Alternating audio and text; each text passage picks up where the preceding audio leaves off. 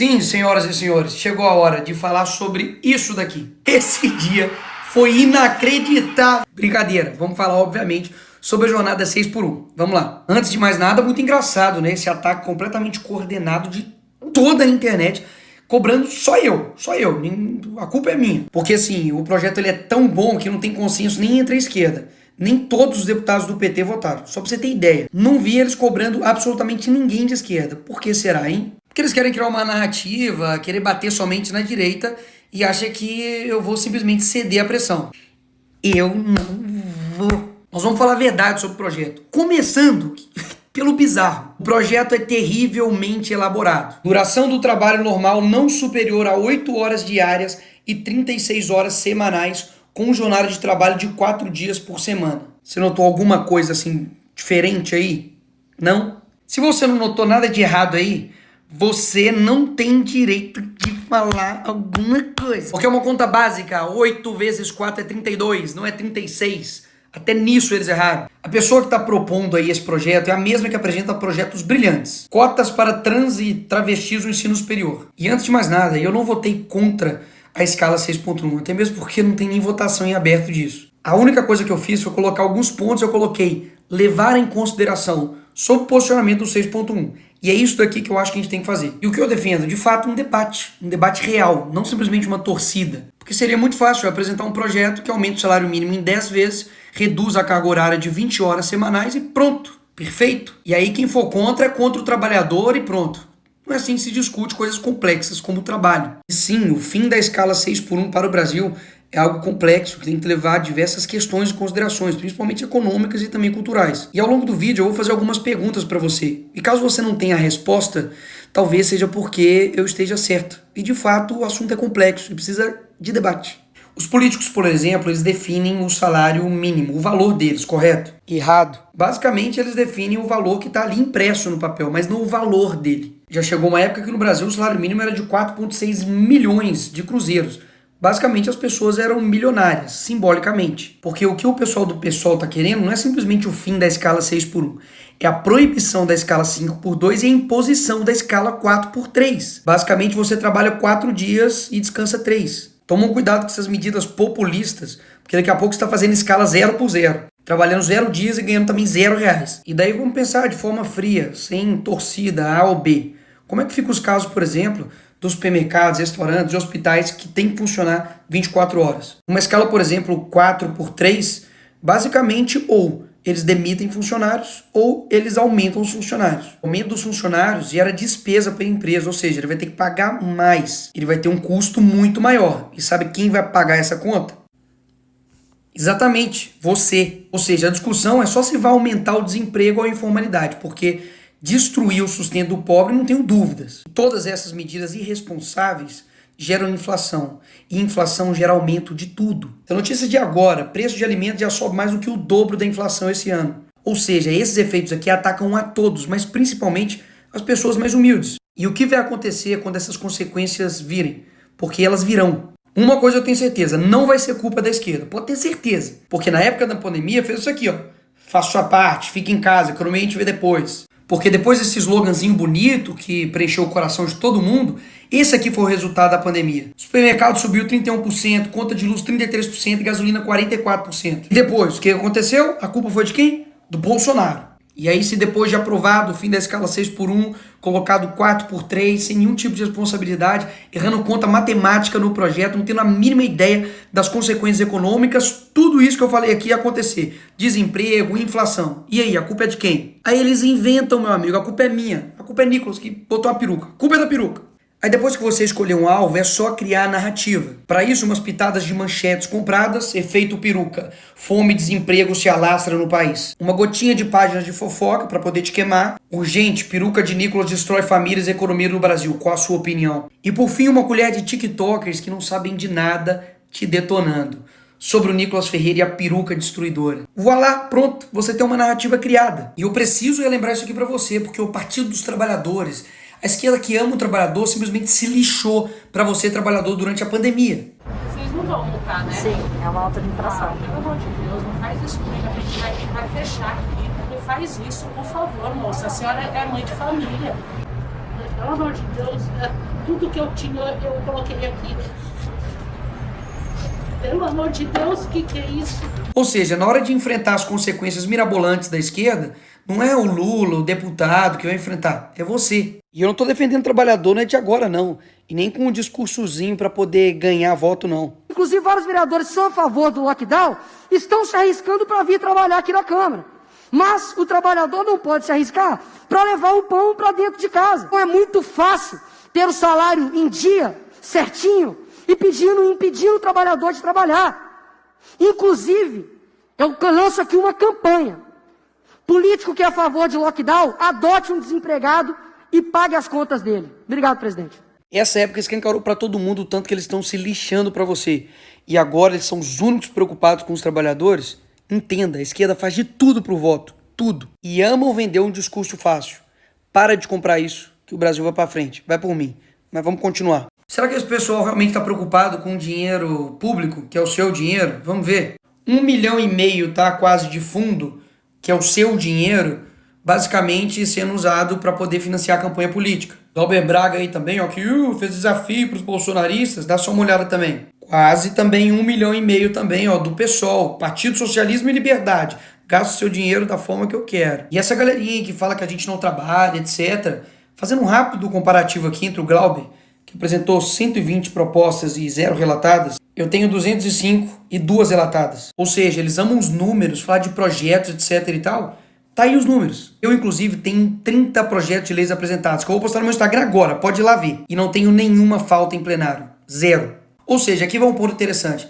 Eu tenho visto muita gente indignada com o Estado, mas muitas vezes não sabe se expressar. E basicamente quer colocar no bolo todo mundo. Imagina se eu falasse que todo policial militar não trabalha, ou que todo advogado é arrogante, ou que todo jogador de futebol é metido. É verdade? Não seria verdade. Ou seja, da mesma forma como eu também fiquei indignado que o gasto público é absurdo, com coisas mirabolantes, você precisa entender que nem todo político é como eles. E esse é um dos motivos que literalmente eu entrei, por exemplo, para a política, para poder mostrar que dá para fazer algo diferente. Caso contrário, só vai realmente ficar essa mesma galerinha aí. Eu vou te mostrar quem é essa galerinha aí. Galerinha que fala mal de empresário, que mete o pau, fala que eles são malvadões, etc. Mas que na hora da campanha eleitoral, o FHC, o Lema, aquele mesmo bilionário que quebrou Americanas, tá financiando candidatos do PSOL, do PCdoB e do PT. Essa galerinha do PSOL, do PT, da esquerda, que adora acusar a direita de ser contra o trabalhador, tá dando poder para bilionário e empresário para comandar, sabe o quê? A educação do nosso país. Eu também fico puto com a diferença de salário de um deputado, de um senador, um trabalhador comum do Brasil. Mas concorda que eu não tenho culpa do salário que é de deputado. Agora, onde está toda essa indignação quando, por exemplo, na Lava Jato, um esquema de corrupção aconteceu no governo do PT, que quebrou quase 5 milhões de empregos? Onde que estava esse pessoal? Cadê a indignação deles quando o STF está gastando 1 milhão em lagostas e vinhos? Cadê a indignação quando o judiciário do nosso país custa 132 bilhões do nosso dinheiro? Ninguém tirou mais dinheiro do bolso do pagador de imposto do que o Lula. Só esse ano foram 3 trilhões em impostos arrecadados.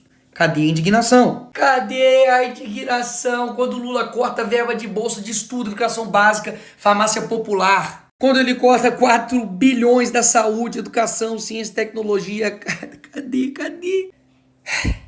Cadê a indignação quando o Lula colocou 37 ministérios e agora já está com 40? E eu votei contra isso. E o PT, a esquerda inteira, votou a favor disso. Quem sustenta esses ministérios? Adivinha? Você? Todo esse tempo eu tô aqui com o meu papel de deputado federal fiscalizando, cobrando disso.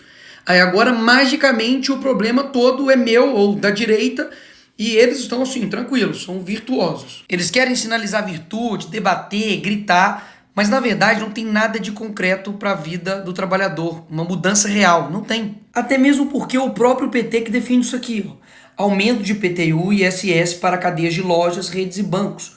Ou seja, é aumento que no fim das contas rebate em você. É a forma tributária aí do Lula que só está encarecendo as coisas. Boulos, que é uma figura aí do pessoal, gastou 80 milhões, é quase esse dinheiro todo, de dinheiro do fundo eleitoral, para poder fazer campanha. O Lula só nos primeiros meses do ano já gastou 170 milhões em cartão corporativo. Tá gastando quase 1 bilhão da sua grana com publicidade em pleno ano eleitoral. Ô, coincidência! Já gastou mais de 3 bilhões só com diárias e passagem viajando ao mundo. Só na África foi 200 mil reais da sua grana para sustentar lá o pai dos pobres. Gastou 216 mil reais para ficar em hotel de luxo enquanto o Palácio da Alvorada estava sendo reformado. E eu denunciei isso. Você acha mesmo que esse pessoal está preocupado com você? E você acha mesmo que todos os problemas sou eu ou a direita?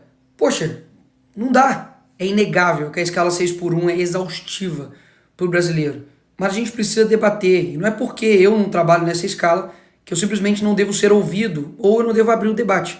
E é isso que eu quero fazer e é o que eu estou fazendo aqui. Só que eu vou te levar ao problema real. E não vou ficar falando coisas simplesmente para poder te agradar ou para eu ter votos. Muita gente falou, Nicolas, toma cuidado, não faz esse vídeo, é muito sensível. Eu sei que é sensível, mas eu acredito que todo mundo tem uma capacidade de entender as coisas. E é por isso que eu estou falando aqui com você. Eu sei que você já ouviu que o brasileiro produz muito pouco.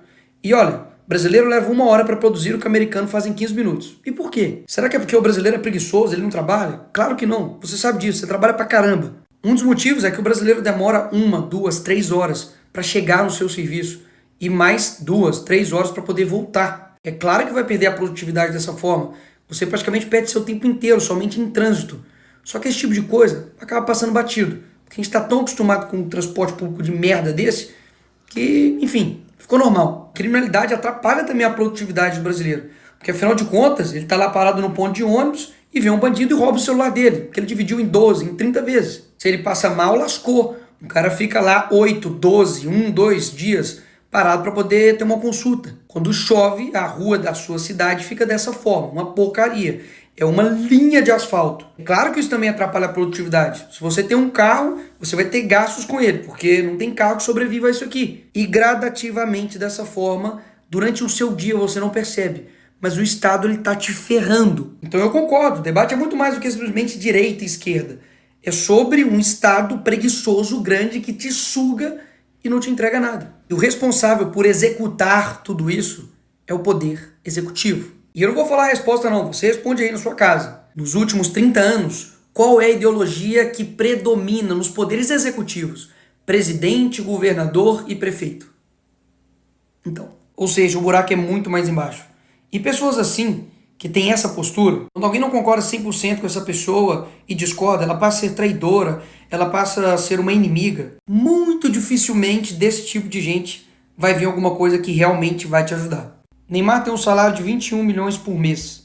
Temos aqui derrotar o Bolsonaro e taxar as grandes fortunas. Esse tipo de gente que vai te ajudar? Sério mesmo. Gente que fala mal do Neymar, tô brincando, mas gente que tem um pensamento tão esdrúxulo assim, que basicamente tem um ódio, tem uma raiva de empresários, de quem gera emprego, de quem gera renda.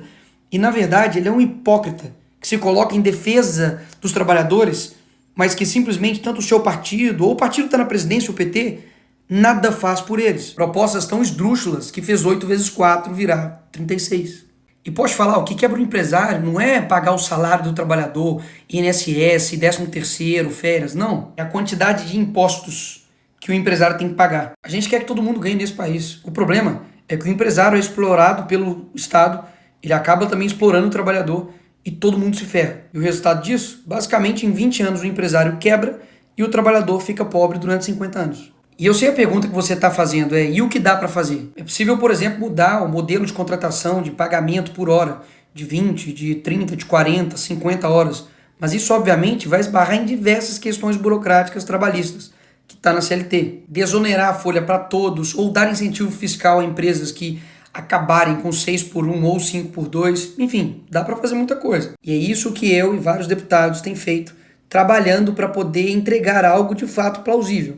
E não somente uma oferta fantasiosa para poder te agradar. Isso dá para fazer. O que não dá é jogar o debate para esse nível. Se os empresários são tão bons, trabalhem eles mesmos em suas empresas.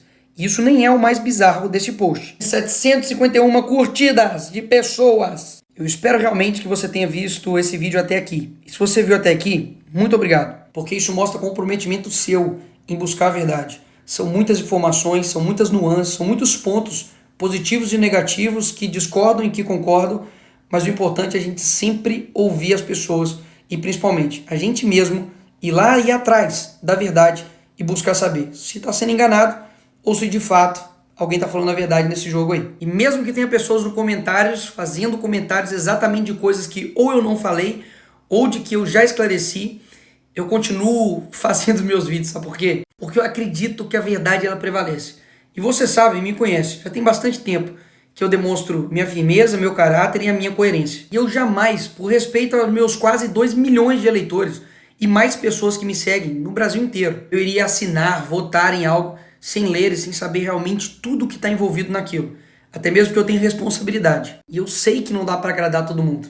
E esse nem é meu objetivo. Mas mesmo aqueles que não se agradam comigo, agora sabem a verdade. E por fim, se você vê alguém que está mentindo nos comentários, responde ele, vê o vídeo, para poder mostrar que a gente não quer essa minoria barulhenta que só atrapalha o debate.